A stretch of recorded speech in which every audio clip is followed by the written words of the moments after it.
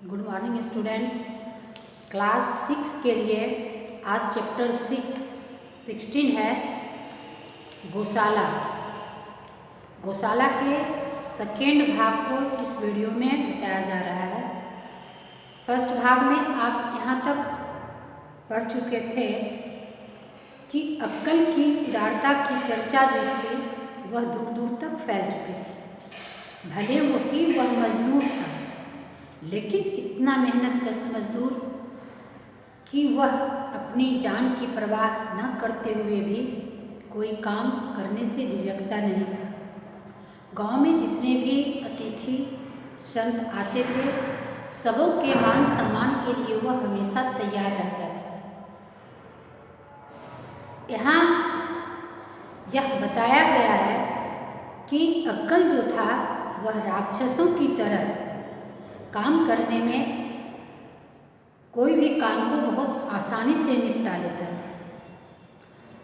अब यहाँ मैं अब शहरी जीव हूँ, कभी कभी मन बहलाने को अपने गांव चला जाता हूँ। एक दिन अपने दरवाजे पर बैठा मैं एक विलायती मैगजीन पढ़ रहा था। इस कहानी में अब यहाँ शहरी जीव के बारे में बताया गया है। पहले भाग में तो आप गांव की चर्चा सुने कि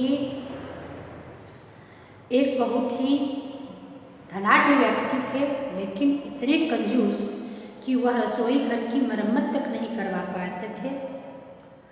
और अक्कल मेहनतकश मजदूर जो उस कृपण आदमी के चंगुल में फंसकर काम करता था। अब यहाँ शहरी जीव के लोगों के बारे में बताया जा रहा है कि जब कभी मेरा मन नहीं शहर में लगता है तो मैं गांव चला आता हूँ। और एक दिन अपने दरवाजे पर बैठा एक विलायती मैगजीन पढ़ रहा था। एक छोटी सी रूपकथा थी। मैं सोचता, उफ, ये विदेशी कलाकार कैसी जीवंत तस्वीरें खींचते हैं। कलम है या रंगीन कुंची, सलाम बबुआ। इस वाक्य को इन्वर्टेड कोमा से बंद किया गया है कि यह बात जो है किसी की उक्ति है, किसी का कहा हुआ बात है। आंखें न उठी, मैं कुछ पढ़ने में गर्क था। कुछ गर्क होने का स्वांग भर रहा था। स्वांग भरना यानी ढोंग करना। पढ़ने में कुछ तो मन लग रहा था और कुछ पढ़ने में मन लगाने का बहाना भी रच रहा था। दिन भर देहातों के मारे परेशान जो रहता हूँ। फिर वही आवाज़। मैंने आंखें उठाई।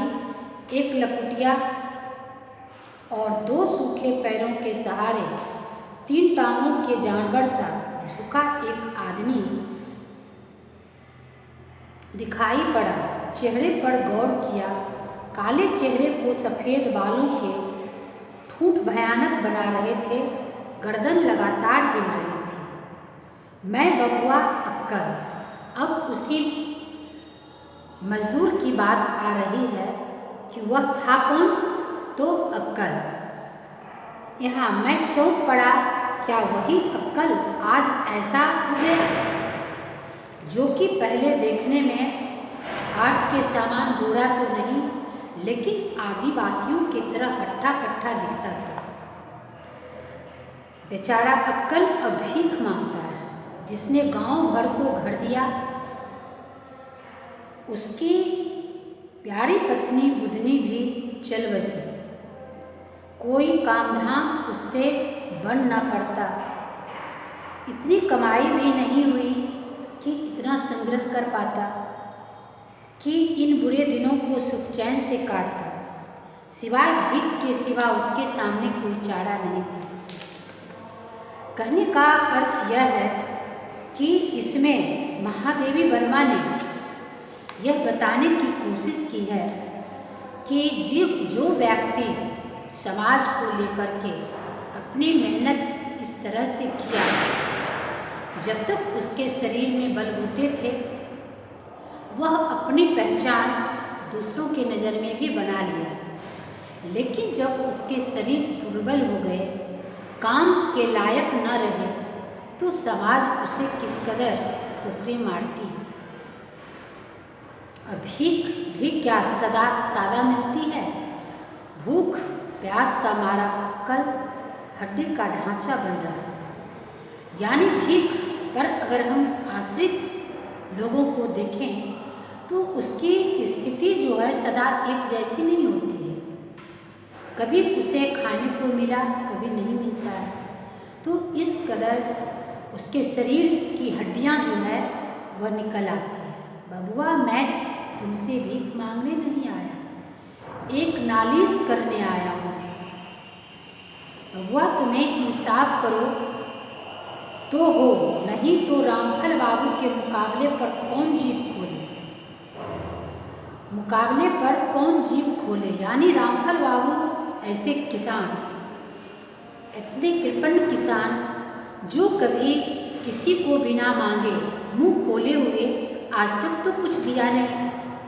अक्ल ने कथा सुनाई किस तरह जिंदगी की उठान के समय उसने अपनी पूरी शक्ति रामफल बाबू की मजदूरी में दी। अक्ल को इस बात की विडंबना है कि जब उसके शरीर में दम थी, ताकत थी, तो उसने रामफल के काम को इतने समर्पण के भाव से किया। और आज जब उसके शरीर दुर्बल हो गए, कमजोर हो गए, तो वह मजदूरी को तरसता है। किस तरह उनकी पड़ती जमीन को उसने हरा भरा खेत बना डाला, किस तरह उसने अपने पशुधन की वृद्धि की, किस तरह उसने ये मकान बनाया जिन पर पड़ोस के बड़े बड़े पशुओं को ईर्ष्या होती है। लेकिन और बातें जाएं जहन्नुम में, अक्ल के साथ आज एक महान अन्याय किया गया था। जाड़े के दिन न घर न कपड़ा। रामफल काका के दरवाजे पर एक बड़ा घूर लगता है। बेचारा अक्ल दिन भर भीख मांगता है। अब आप यहाँ देखते हैं कि कुछ देहाती भाषा का प्रयोग किया गया है कि रामफल के दरबार पे घूर लगता है। आप देखते होंगे देहात में जाड़े के दिनों में आग जलाकर 2, 4, 5 आदमी वहाँ बैठकर आग सेकते हैं, उसी को घूर बोला जाता है। और वही मजदूर अक्ल, जिसके पास न घर न कपड़ा, रामफल काका के दरवाजे पर बड़ा घूर लगाता है। बेचारा अक्ल दिन भर भीख मांगता, रात में उसके पुआल के टाल में घुसकर सो जाता। जब कभी जाड़ा लगता उनके घूरे में जाकर आग तापता। किंतु आज रामफल काका ने उसे वहाँ से निकाल दिया है।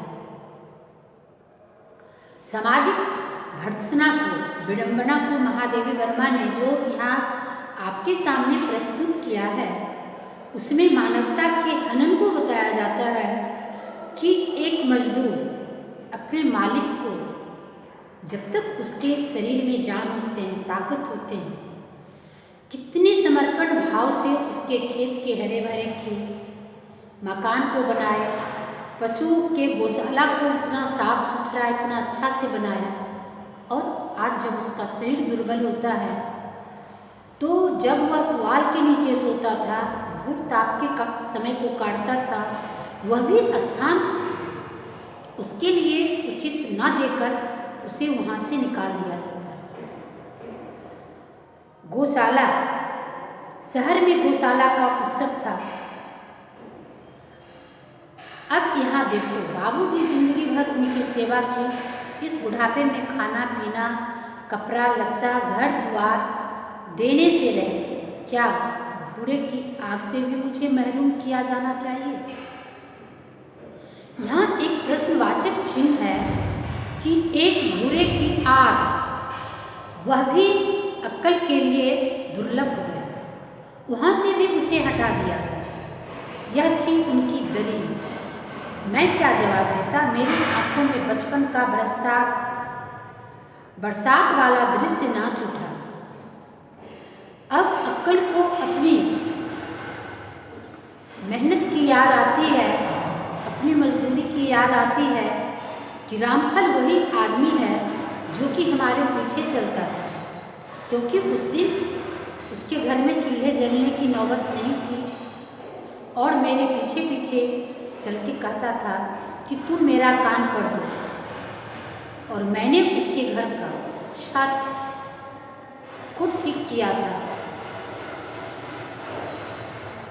रामफल काका ने 2 गाड़ी पुआ देकर मेरी आंखें बचपन वाला बरसात के दृश्य को नाच उठा। आंखों की बरसात ने शायद उत्तर देना चाहा। अब जो उसके मन में यह बात बैठी, वह लग रहा था कि अब हमसे रुकेगा नहीं। मैं रामफल को जवाब दे दूं कि आप उस दिन को याद करें जिस दिन कि आपके घर में चूल्हे न जले थे। गौशाला बूढ़ी अपाहिज गौओं की रक्षा के लिए कितना सुंदर प्रबंध मैंने किया था। आप यूं ही तो देखिए, गांव में अब गुजर नहीं हुआ, बबुआ जा रहा हूँ, कहीं मांग मांग कर खाऊंगा राम नाम लेकर। अब अक्कल को उस विडंबना को सहते हुए जी भर गया। अब वह गांव छोड़कर जाना चाह रहा है।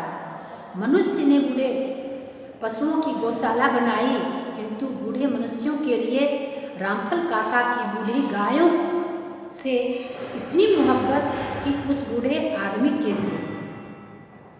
अब यह महादेवी वर्मा ने जो आपके सामने प्रस्तुत किया है गौशाला, उसमें यह आपसे एक प्रश्न रखा गया है कि आखिर अक्ल के सामने, मजदूरों के सामने एक कृपण व्यक्ति का क्या सोच होता है। धन्यवाद।